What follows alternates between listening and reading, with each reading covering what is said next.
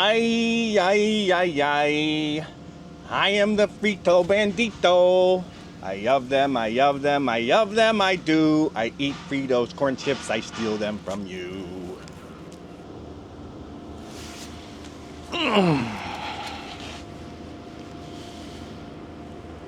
Oh, excuse me.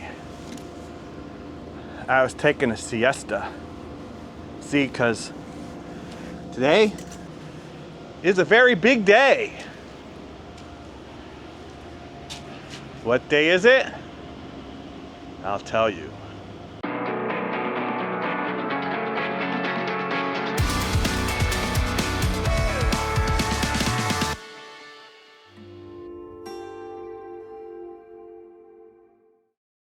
It's Mexican Motorcycle Day.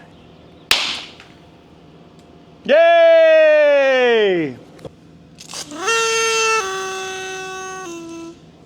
See, even Bruno's in on the act. Good boy, show him your hat. What's that, Bruno? Tacos? Yeah, well, I think I will. Tacos.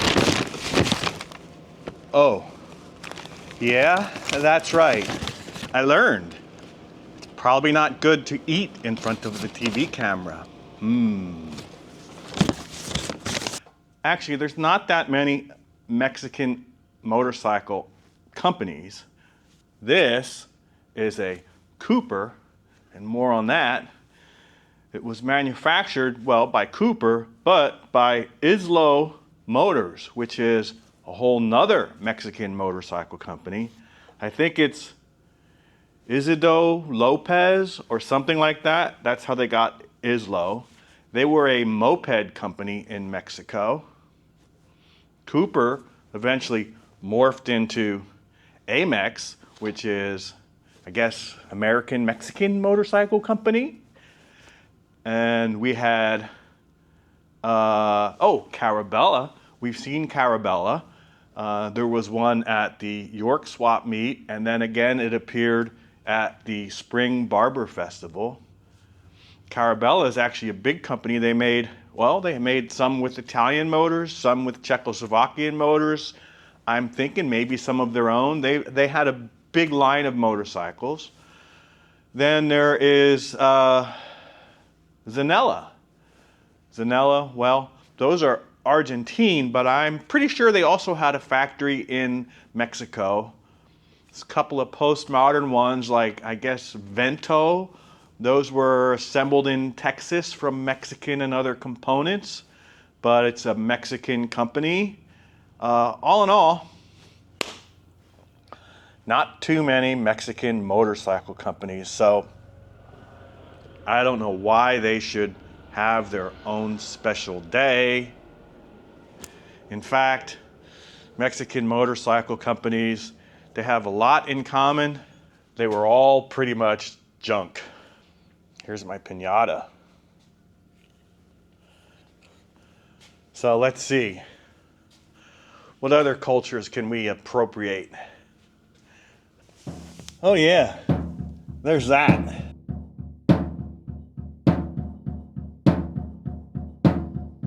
So, Cooper Motorcycles,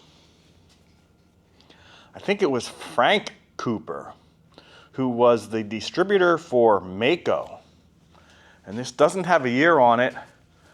I think they were 72, 73, and they were looking to bring an affordable European style motorcycle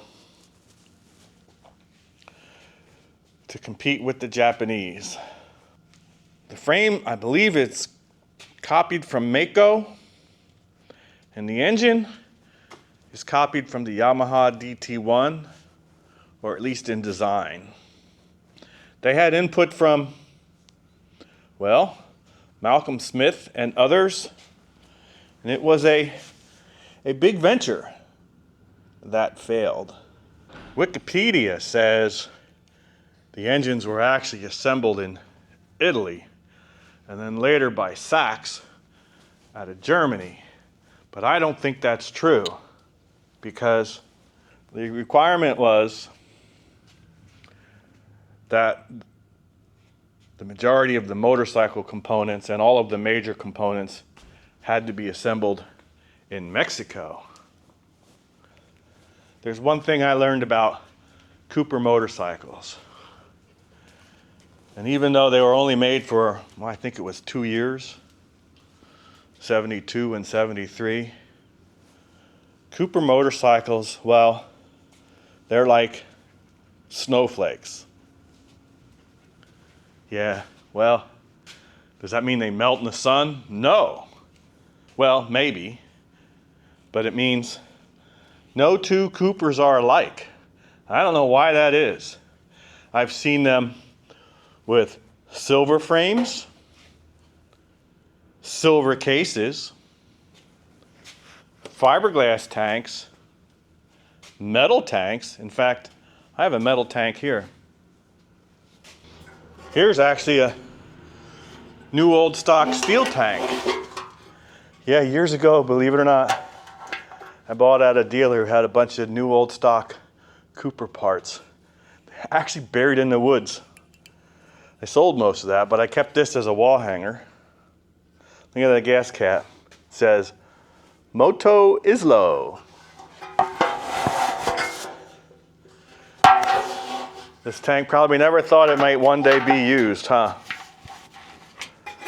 We'll see.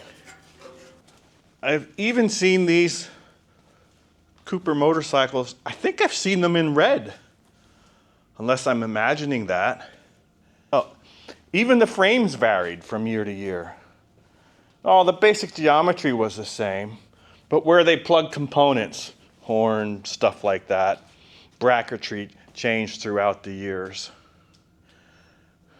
Well, I'm saying years. I guess it's throughout its 2 years. This one is an Enduro model. And that's because it has lights. Now, not every Enduro model had turn signals. Some did, some didn't. And all of the turn signals that I've ever seen that are original are busted like that. That was the downfall of Cooper. Not so much the concept, but the execution. The metallurgy, I can't even say it. The metallurgy is just total crap. And they got a reputation for being unreliable, and then they failed. Then they got bought out by a California company. I think it was Don Jones, and renamed Amex, and they made a bike that was totally different, but still the same concept. And that was raced to some limited success by, was it Gary Jones? Here's something you don't see. An actual Cooper shop manual. But wait, that's not all. Behind it is, a parts list for the Cooper. Oh, I guess I forgot to say, they did make 2 models. This is the MX model. The MX model, well, that was the rarer one. And you see that has a downpipe and different side panels. And I don't know, I think those side panels might have been steel. Or maybe at one time steel, at one time fiberglass. But look at this. Manufactured by Moto Islo. Is that Sotilio, Coahuila, Mexico? I don't see that too often, huh? Let's take a closer look. This one has, look at that, 133 miles on it, with a speedometer that says Islo. I'm curious. What does it have for a VIN number? Looks like XM 92418. It looks like that's a stamp of a horse next to it. I don't know. What does it have for an engine number? Engine number is down here. Looks like 92. I don't know if that says 3 or 0. 0. Well, they don't match. They probably never did. What do we get for a carburetor? That says Mikuni.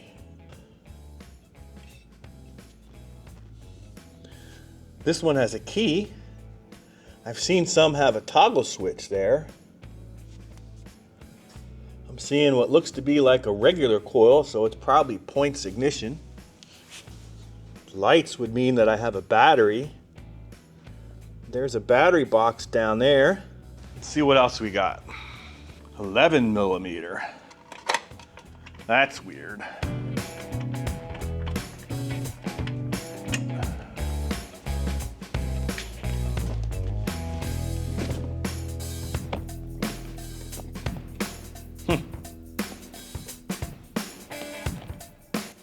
That's falling apart. Oh, look. We got the home of Speedy Gonzalez. That's the airbox. Oh man, look at that ancient regulator. Here we got wires for a tail light jammed in there. Our tail light. That's the correct rear fender. I don't know if that's correct or if the old one rotted out. That is the right tail light, but it might not be the right rubber thing. Fiberglass tank has kind of like a Bultaco Persang shape.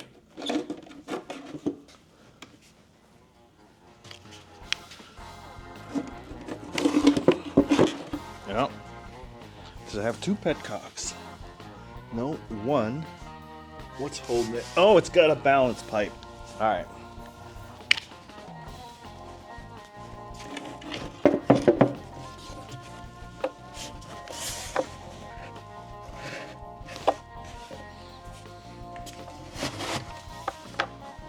Oh my God.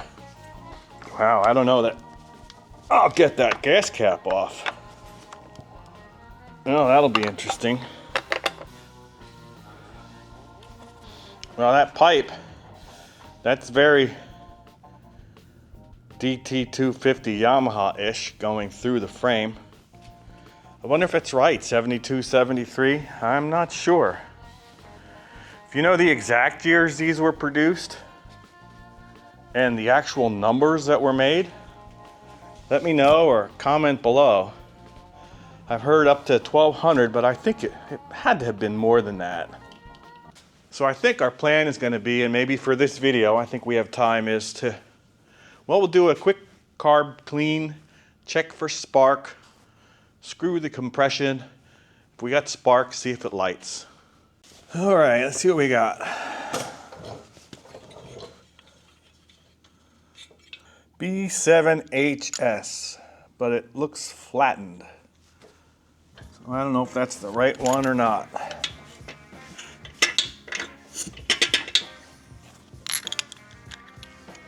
I wonder what the right spark plug is. Let's see.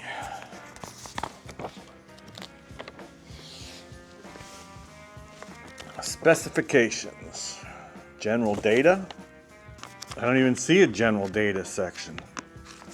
Here it gives you rear chain size, but it doesn't give you spark plug. Here's a section for enduro. Here's the electrical section. The Cooper Magneto Alternator Assembly. Ooh, that sounds scary. Comprises a dual electrical system. One half incorporates the lighting coil, the other half incorporates the condenser, breaker point, blah, blah, blah, blah. Okay, show me the spark plug size, please. Does not say. Champion N5. Well, that's why we got no spark, huh? N5. You need to get these books. So, like, when they come out with a new one, ask your dealer for the old one. Well, unless you're high tech and you go online. Who does that? N5, Champion, B6 ES. ES. Oh, that's different. E. Thing about E is extended reach. So there was a flat normal plug in there. Make sure this doesn't hit the piston and the book isn't wrong. No, that's going all the way through. So E it is. Let's take a look at this coil. Oh, that's kind of weird. Here's the one lead, but that looks like a ground. So here's another lead. So I don't know if what's supposed to trigger that. None of this is hooked up. That's the lights for the odometer. This looks like a disconnected kill switch. I'm wondering if they had an electrical problem and they were trying to diagnose it and they disconnected everything. But I'm guessing here we're not going to get spark. That's going to be my guess. Yeah, all this electrical system is cut up. Here's the brake light switch. I don't know where the battery leads are. That's probably one of them. That doesn't even want to fit in there, right? Oh. Let me get a grounding lead.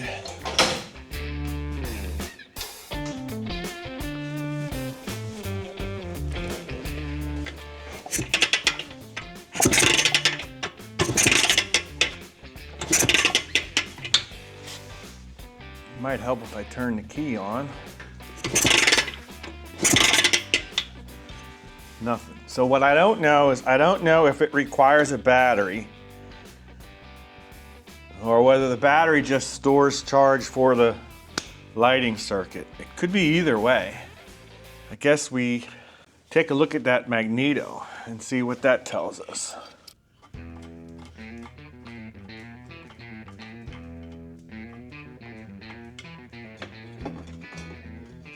Maybe. Yep. Oh, no wonder we don't have spark. This probably won't be enough.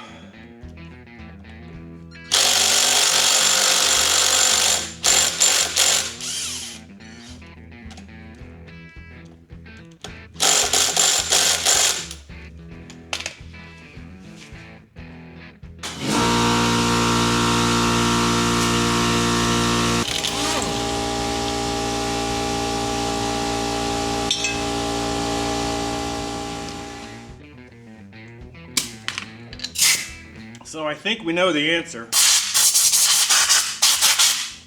We're not going to get this running today, but let's see how far we can get. Just getting that off might be good. Now these are Chinese. I don't recommend that. I think that's all you can get now, but this has the whole set. Most all of them that you need. And for the price of one puller, you can get a whole Chinese set.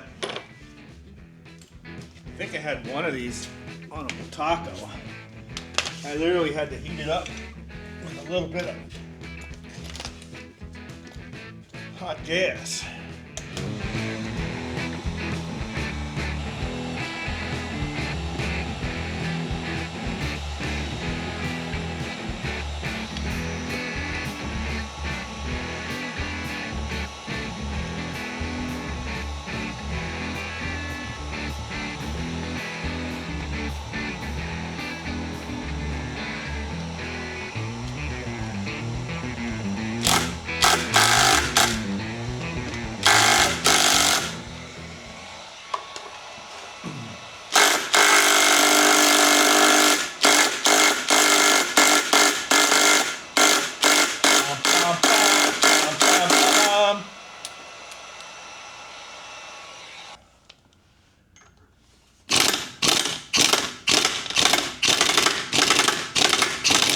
There we go.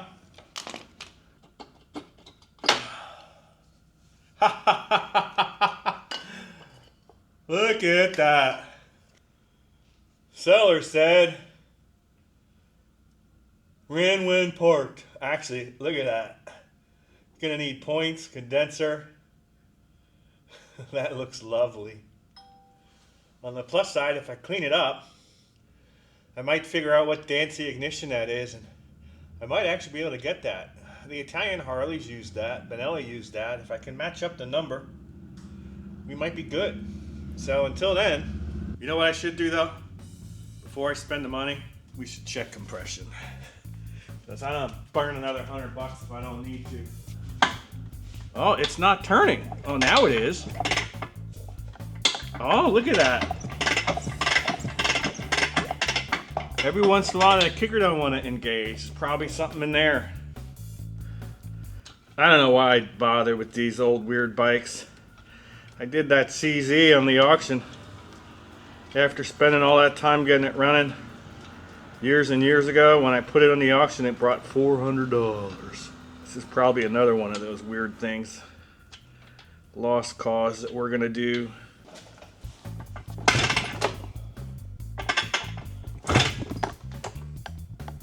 The kicker don't want to come back either, huh?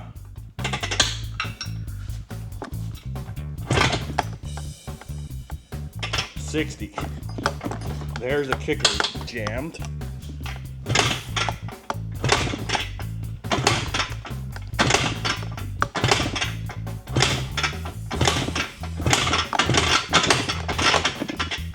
Well, looks like 90. More if I kick it. And it's cold.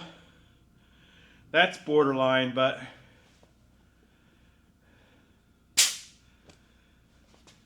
it might run. Might. Well, I'm gonna stick it back together, put it in line. Maybe after we get that Hercules going. If I didn't just jinx it. And we'll come back and have more tacos. Oh, don't let me forget while I'm working here. Next week, we're headed back on the road. Gonna try to hit Spring Carlisle. Look for bike stuff at the car show. Then we got Ole coming up, which I'm gonna go. I don't have a stand in Ole, you're gonna have to flag me down. I'll bring some shirts. And then we are gonna do something special. So after the swap meets, we're headed up to Ohio. This is George Roeder's XR750 TT. We are taking that to Roeder Racing in Ohio to reunite that bike with George's son, George Jr. And there's George Sr. there. Number 94 in the center. He's in the Hall of Fame. We're going to head up to Roeder Racing with that. And George Jr. is going to get that going and tell us some stories. So that's all coming up. Like, subscribe, follow. Tie a string around your finger. And we'll see you again. Say bye, Bruno.